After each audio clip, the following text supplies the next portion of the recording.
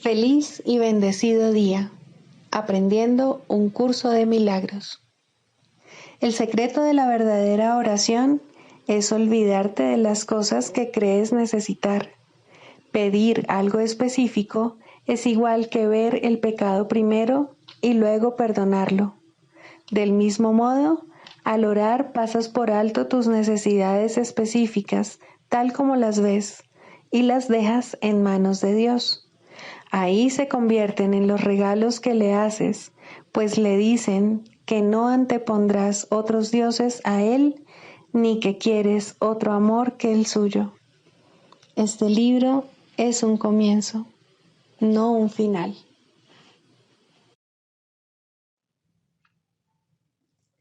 Del prefacio, que postula, párrafo 2. El mundo de la percepción, por otra parte, es el mundo del tiempo, de los cambios, de los comienzos y de los finales. Se basa en interpretaciones, no en hechos. Es un mundo de nacimientos y muertes, basado en nuestra creencia en la escasez, en la pérdida, en la separación y en la muerte. Es un mundo que aprendemos en vez de algo que se nos da. Es selectivo en cuanto al énfasis perceptual, inestable en su modo de operar e inexacto en sus interpretaciones. Introducción. Este es un curso de milagros. Es un curso obligatorio. Solo el momento en que decides tomarlo es voluntario. Tener libre albedrío no quiere decir que tú mismo puedas establecer el plan de estudios. Significa únicamente que puedes elegir lo que quieres aprender en cualquier momento dado. Este curso no pretende enseñar el significado del amor, pues eso está más allá de lo que se puede enseñar. Pretende, no obstante, despejar los obstáculos que impiden experimentar la presencia del amor, el cual es tu herencia natural. Lo opuesto al amor es el miedo, pero aquello que todo lo abarca no puede tener opuestos. Este curso puede, por lo tanto, resumirse muy simplemente de la siguiente manera. Nada real puede ser amenazado. Nada irreal existe. En esto radica la paz de Dios.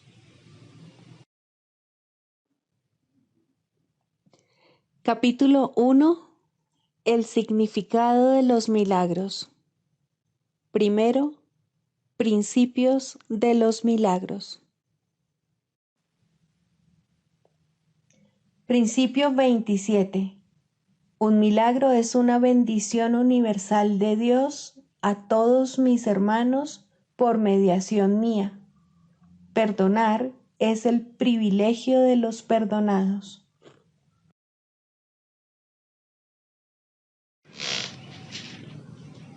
Capítulo 21. Razón y percepción. Quinto, la función de la razón. La percepción selecciona y configura el mundo que ves. Literalmente lo selecciona siguiendo las directrices de la mente. Las leyes del tamaño, de la forma y de la luminosidad tendrían validez, quizá, si otras cosas fuesen iguales, pero no lo son. Pues es mucho más probable que halles lo que buscas que lo que prefieres pasar por alto. La apacible y queda voz que habla en favor de Dios no se ve ahogada por los estridentes gritos e insensatos arranques de furia con los que el ego acosa a aquellos que desean escucharla. La percepción es una elección, no un hecho, pero de esta elección depende mucho más de lo que te has dado cuenta hasta ahora. Pues tu creencia acerca de quién eres depende enteramente de la voz que elijas escuchar y de los panoramas que elijas ver.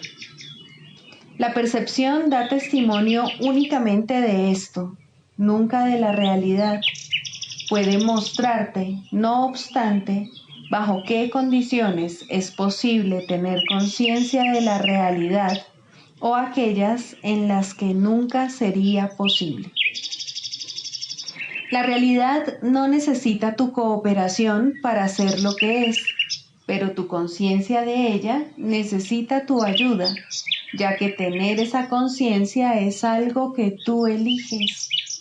Si le prestas oídos a los dictados del ego y ves lo que él te indica ver, no podrás sino considerarte a ti mismo insignificante, vulnerable y temeroso. Experimentarás depresión, una sensación de no valer nada, así como sentimientos de inestabilidad e irrealidad. Creerás que eres la desvalida víctima de fuerzas que están más allá de tu control y que son mucho más poderosas que tú. Y creerás que el mundo que fabricaste rige tu destino, pues tendrás fe en eso.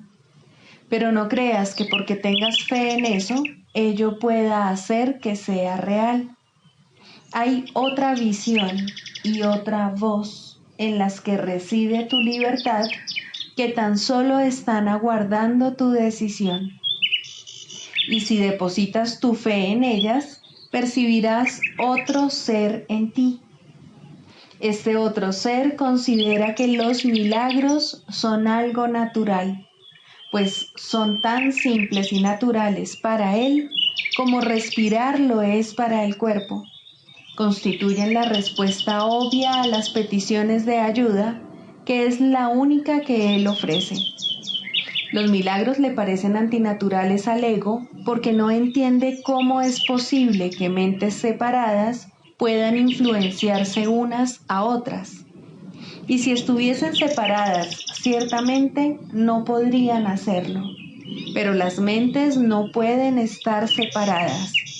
Este otro ser es perfectamente consciente de esto y así reconoce que los milagros no afectan la mente de otro, sino la tuya propia.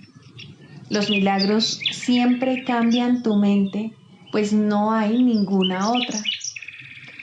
No te das cuenta de hasta qué punto la idea de la separación ha interferido en el ejercicio de la razón. La razón mora en el otro ser que has excluido de tu conciencia, y nada de lo que has permitido que permanezca en ella es capaz de razonar. ¿Cómo va a ser posible que aquel segmento de la mente que está desprovisto de razón pueda entender lo que es la razón o comprender la información que ésta le podría suministrar? De ese segmento pueden surgir todo tipo de preguntas, pero dado que la pregunta básica solo puede proceder de la razón, él jamás la podría plantear. Al igual que todo lo que procede de la razón, la pregunta básica es simple y obvia, si bien aún no se ha planteado. Mas no creas que la razón no la podría contestar. El plan de Dios para tu salvación no se habría podido establecer sin tu voluntad y consentimiento. Tuvo que haber sido aceptado por el Hijo de Dios, pues lo que Dios dispone para él, él no puede sino aceptarlo. Y Dios no dispone nada sin su Hijo, ni su voluntad depende del tiempo para consumarse. Por lo tanto, lo que se unió a la voluntad de Dios tiene que encontrarse en ti ahora, puesto que es eterno.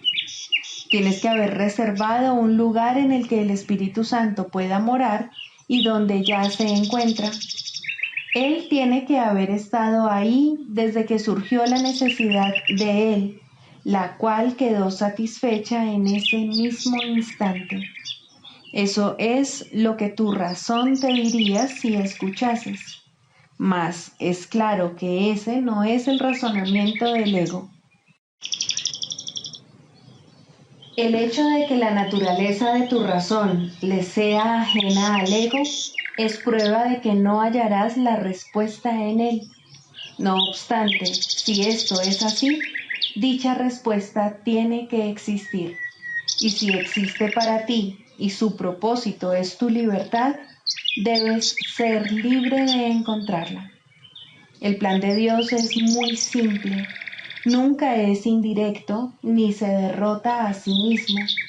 Dios no tiene otros pensamientos excepto los que extienden su ser. Y en esto tu voluntad tiene que estar incluida. Así pues, debe haber una parte en ti que conoce su voluntad y la comparte. No tiene sentido preguntar si lo que tiene que ser como es, lo es.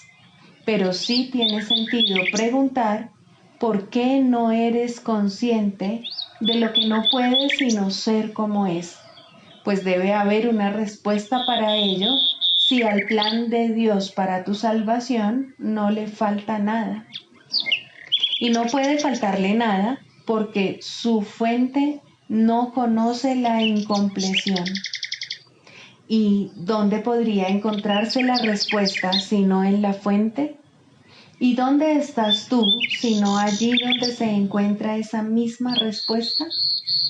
Tu identidad, que es en efecto tan verdadero de esa fuente como lo es la respuesta, tiene, por lo tanto, que estar unida a ella y ser lo mismo que ella.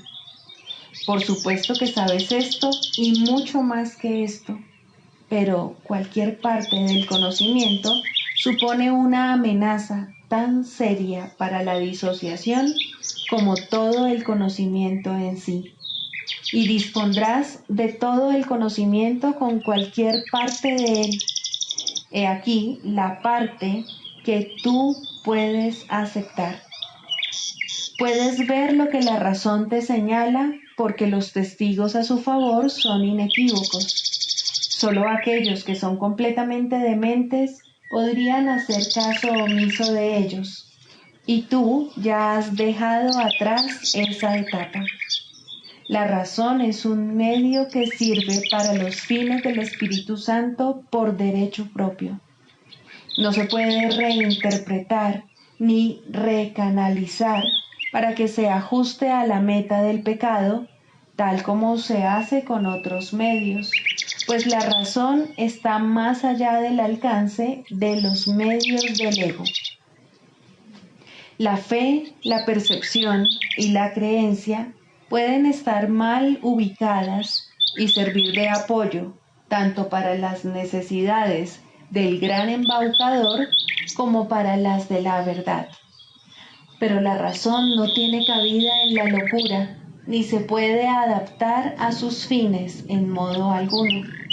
La fe y la creencia están firmemente arraigadas en la locura y conducen la percepción hacia aquello que la mente ha considerado valioso. Pero la razón no participa en esto en absoluto, pues si se aplicase la razón, la percepción cesaría instantáneamente. La razón no forma parte de la demencia, pues ésta depende enteramente de la ausencia de aquella. El ego nunca hace uso de la razón porque no es consciente de su existencia. Los que son parcialmente locos tienen acceso a ella y solo ellos la necesitan. El conocimiento no depende de la razón y la locura la mantiene afuera. La parte de la mente donde reside la razón se consagró, de acuerdo con tu voluntad, en unión con la de tu Padre, al deshacimiento de la demencia. Ahí el propósito del Espíritu Santo se aceptó y consumó simultáneamente. La razón le es ajena a la demencia y aquellos que hacen uso de ella han adquirido un medio que no puede dedicarse al pecado. El conocimiento está mucho más allá de lo que se puede lograr, pero la razón puede servir para abrir las puertas que tú cerraste. Ya estás muy cerca de esto. Tu fe y tus creencias han cambiado y has hecho la pregunta que el ego nunca haría. ¿No te dice tu razón ahora que la pregunta debe haber emanado de algo que tú no conoces, pero que aún así debe ser parte de ti? La fe y la creencia, apoyadas por la razón, producen forzosamente un cambio en tu percepción, y con este cambio se le hace sitio a la visión. La visión se extiende más allá de sí misma, tal como lo hacen el propósito al que sirve, así como todos los medios para su consecución.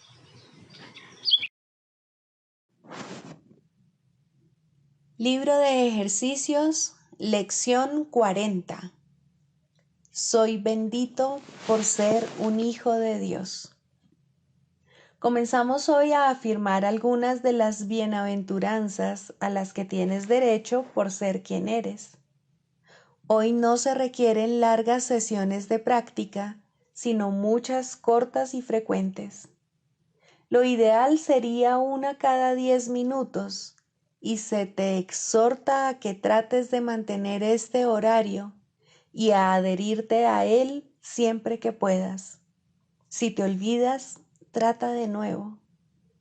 Si hay largas interrupciones, trata de nuevo. Siempre que te acuerdes, trata de nuevo. No es preciso que cierres los ojos durante los ejercicios, aunque probablemente te resultará beneficioso hacerlo. Mas puede que durante el día te encuentres en situaciones en las que no puedas cerrar los ojos. No obstante, no dejes de hacer la sesión por eso. Puedes practicar muy bien en cualquier circunstancia si realmente deseas hacerlo. Los ejercicios de hoy no requieren ningún esfuerzo ni mucho tiempo. Repite la idea de hoy y luego añade varios de los atributos que asocias con ser un hijo de Dios, aplicándotelos a ti mismo. Una sesión de práctica, por ejemplo, podría consistir en lo siguiente. Soy bendito por ser un hijo de Dios. Soy feliz y estoy en paz.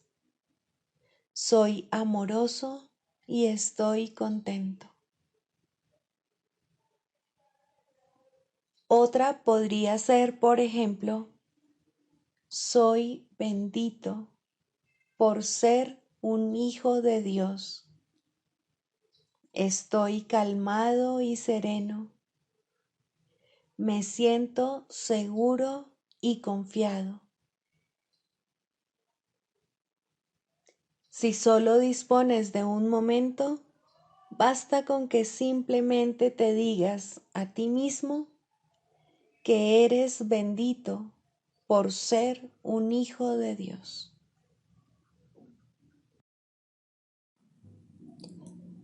Manual para el maestro, características de los maestros de Dios. Fe. El grado de fe de un maestro de Dios indica cuán avanzado se encuentra en su programa de estudios. ¿Pone en práctica este aprendizaje solo en algunos aspectos de su vida mientras mantiene otros aparte? De ser así, su progreso es lento y su confianza aún no se ha arraigado firmemente. La fe es la confianza que el Maestro de Dios tiene de que la palabra de Dios ha de resolver todas las cosas perfectamente, no solo algunas, sino todas. Comienza generalmente poniendo su fe en la resolución de solo algunos problemas, manteniéndola así cuidadosamente restringida por un tiempo. Someter todos los problemas a una sola respuesta es invertir completamente la manera de pensar del mundo, y solo eso es fe. Ninguna otra cosa merece que se le llame por ese nombre. Con todo, vale la pena lograr cada avance, por pequeño que sea. Estar dispuesto, como indica el texto, no quiere decir que se haya alcanzado la maestría.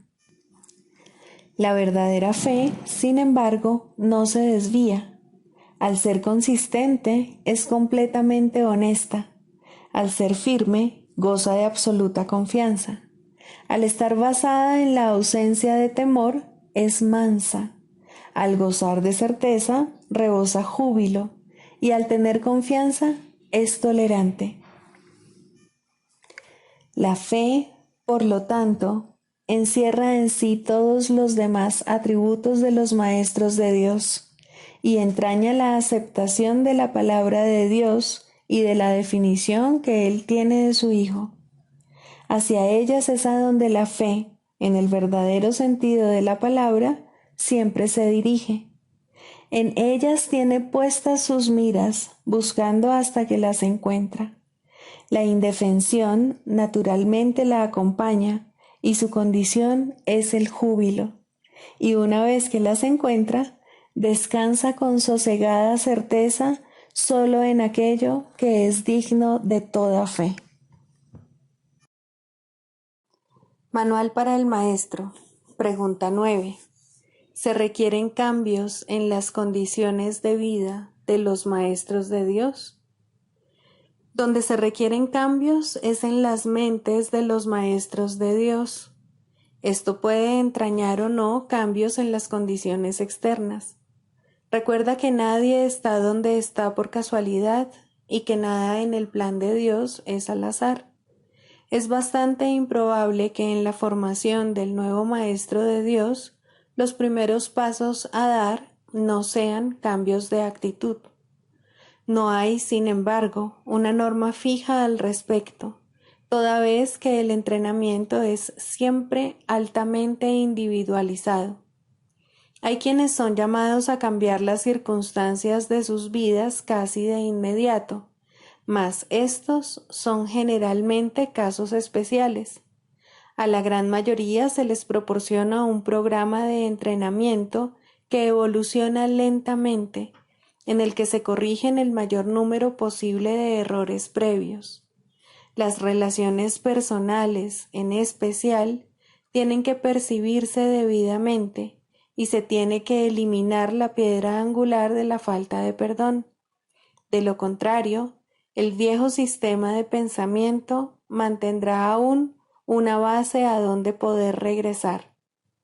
A medida que el Maestro de Dios avanza en su formación, aprende más concienzudamente una lección, a no tomar decisiones por su cuenta. En lugar de ello, le pide a su maestro su respuesta, y es ésta la que sigue como guía para sus acciones. Esto le resulta cada vez más fácil, a medida que aprende a abandonar sus propios juicios. Abandonar todo juicio, el requisito previo para poder oír la voz de Dios, es normalmente un proceso bastante lento, no porque sea difícil, sino porque se tiende a percibir como una afrenta. El entrenamiento del mundo tiene por meta el logro de un objetivo diametralmente opuesto al de nuestro programa. El mundo enseña que confiar en nuestro propio juicio es muestra de madurez y fortaleza.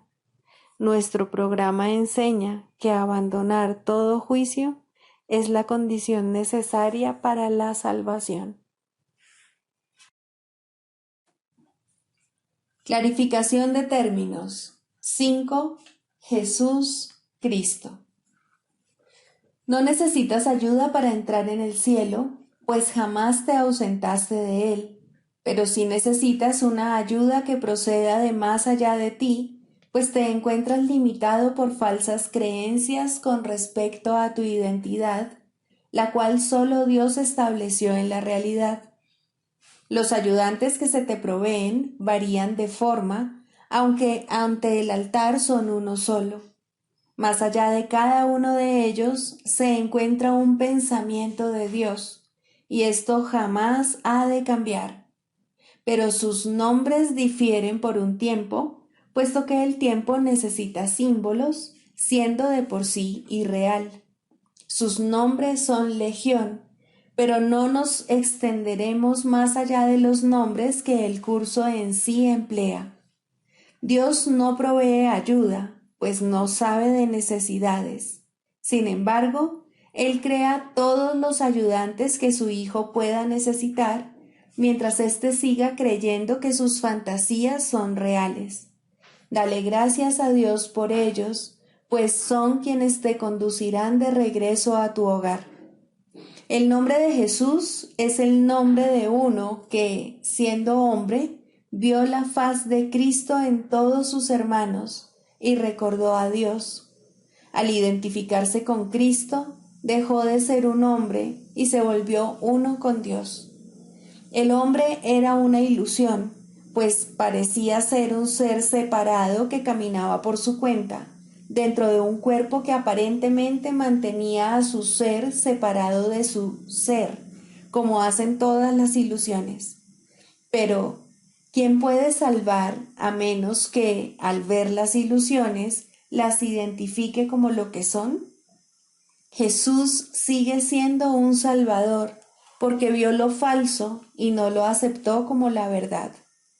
Cristo necesitó su forma para poder presentarse ante los hombres y salvarlos de sus ilusiones.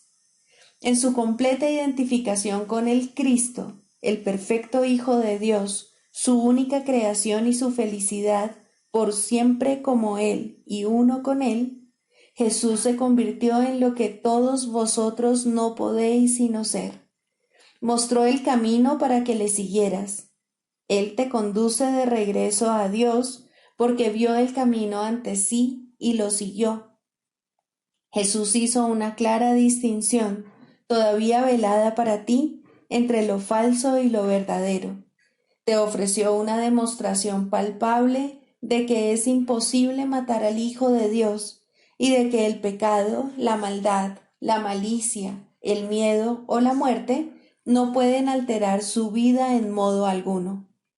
Todos tus pecados, por lo tanto, te han sido perdonados, ya que jamás tuvieron consecuencia alguna, y así no fueron más que sueños. Levántate con aquel que te mostró esto, ya que se lo debes por haber compartido contigo tus sueños para que pudieran ser disipados, y todavía los comparte para mantenerse en unión contigo. ¿Es Él el Cristo? Por supuesto que sí, junto contigo. Su vida en la tierra no fue lo suficientemente larga como para poder enseñar la poderosa lección que aprendió por todos vosotros.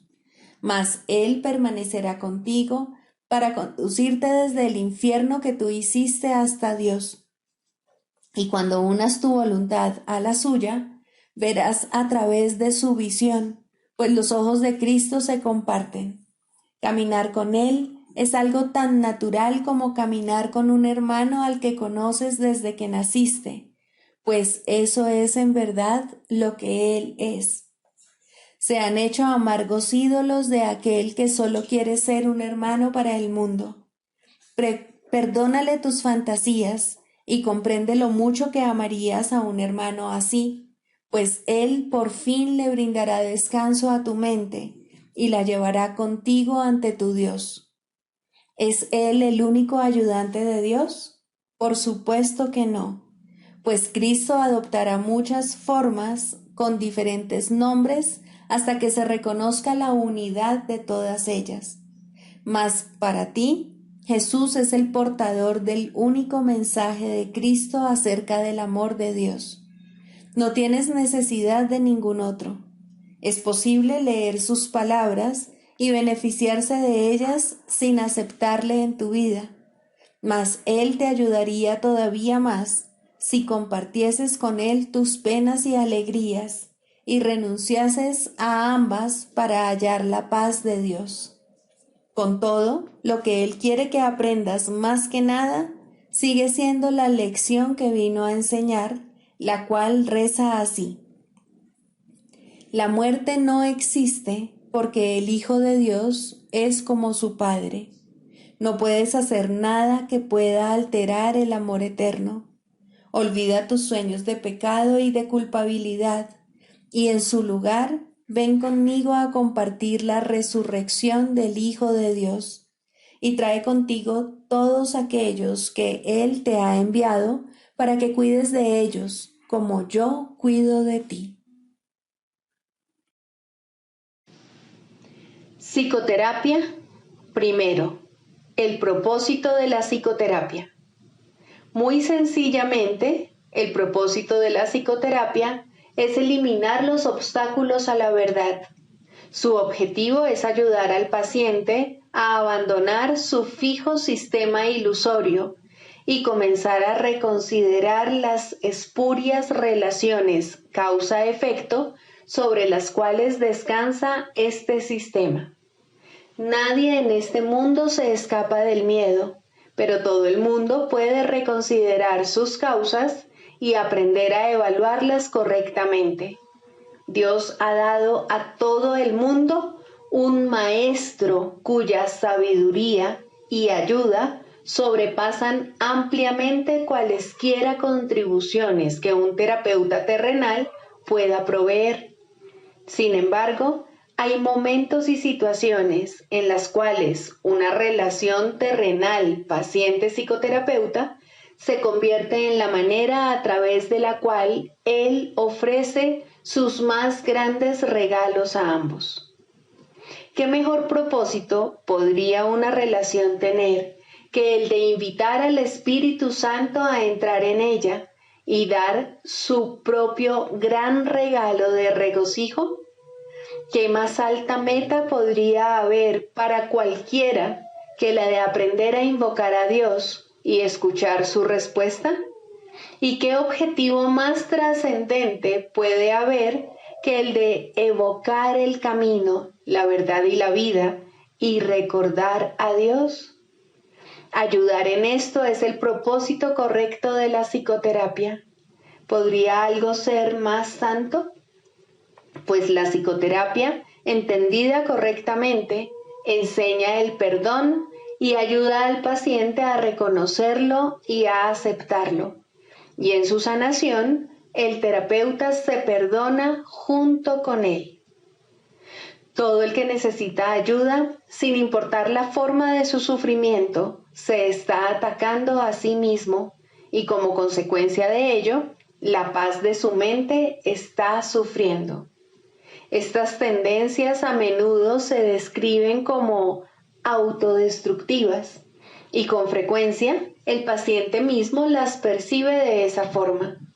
De lo que no se da cuenta y lo que necesita aprender es que ese yo que puede atacar y también ser atacado es un concepto que él ha fabricado.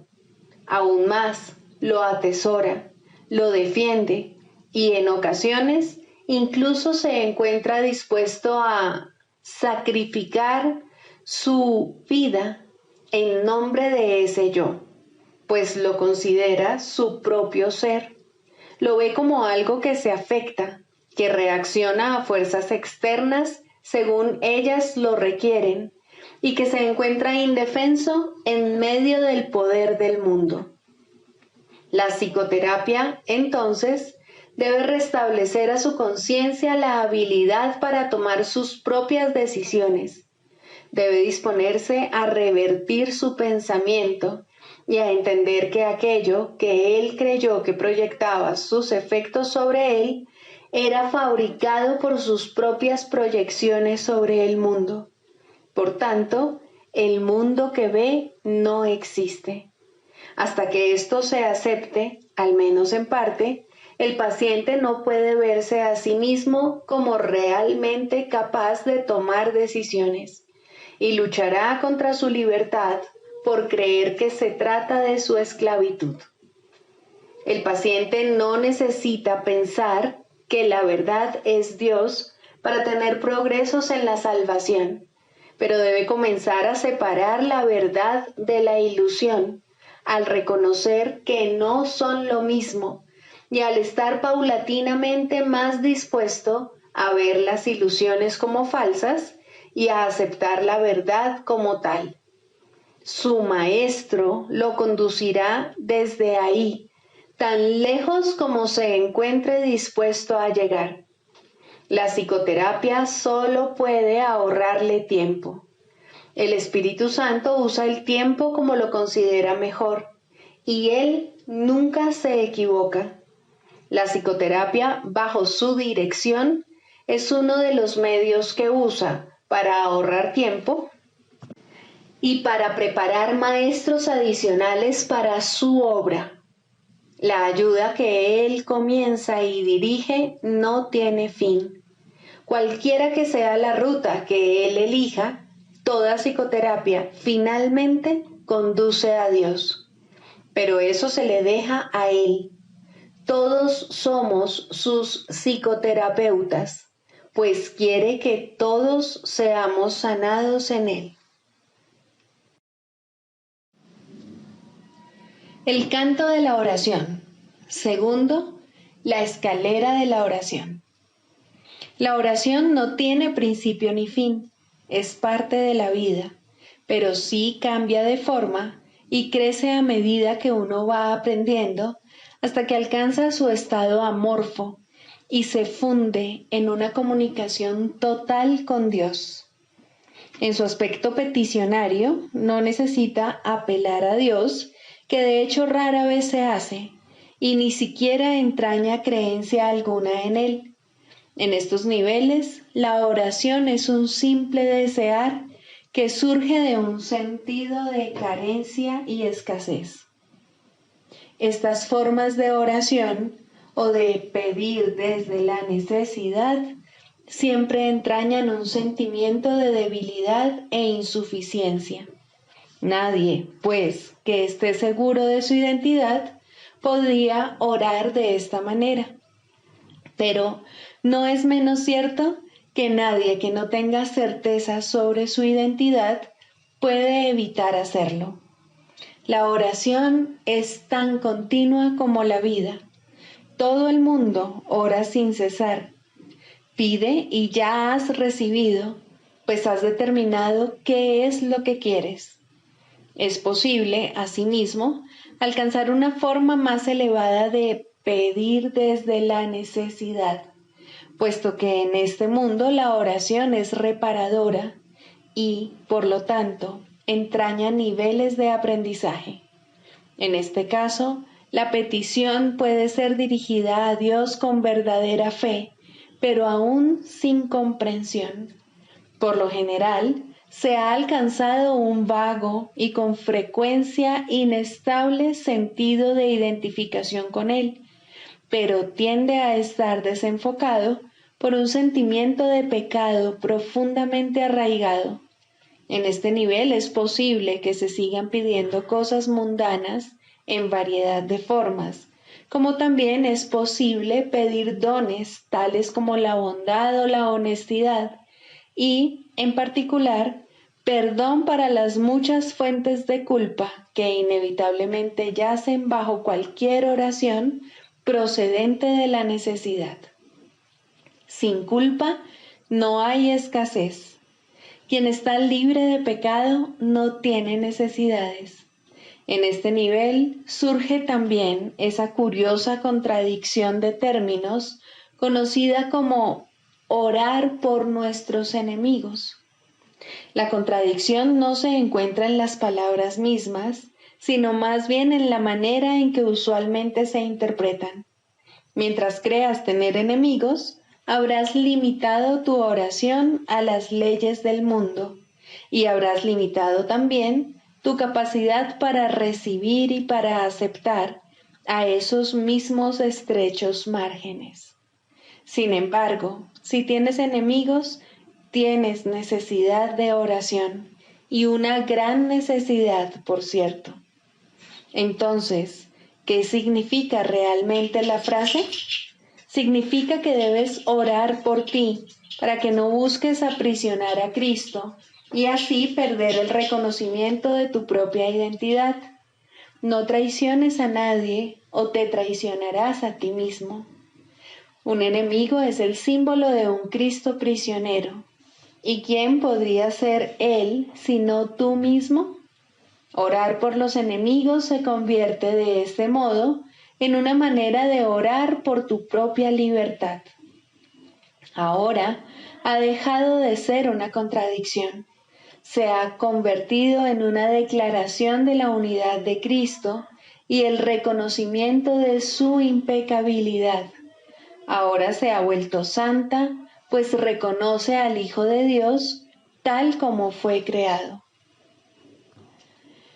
Nunca olvides que la oración, en cualquiera de sus niveles, es siempre para uno mismo. Si te unes a alguien en oración, lo haces parte de ti. El enemigo eres tú, al igual que eres el Cristo. Por ello, antes de hacerse santa, la oración es una elección. Tú no eliges por otro, solo puedes elegir por ti mismo. Ora verdaderamente por tus enemigos, pues en esto radica tu propia salvación.